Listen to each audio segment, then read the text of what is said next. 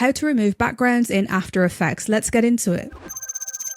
For this tutorial, we're going to be using the new Object Matte tool in After Effects 2026. To use this, double click your video footage. This will open it up in the layer panel. Next, come over to the Object Matte tool, and here you can either hover over your subject and click and it will make the selection, or you can drag over your subject and it will also make the selection. For my example, I am just going to click.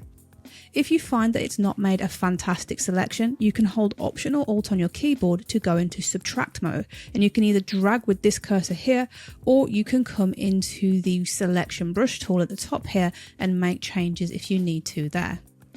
To get this to track your footage, make sure that your playhead is at the very beginning. This is important, and then come over to preview and then press play.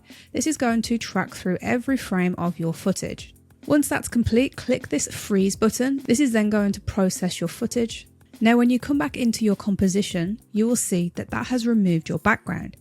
You do then have the option in Effect Controls to adjust the object matte. You can change the feather, contrast, shift edge, and you can also reduce chatter. You may need to tweak these settings slightly for your specific video, but that's all there is to it.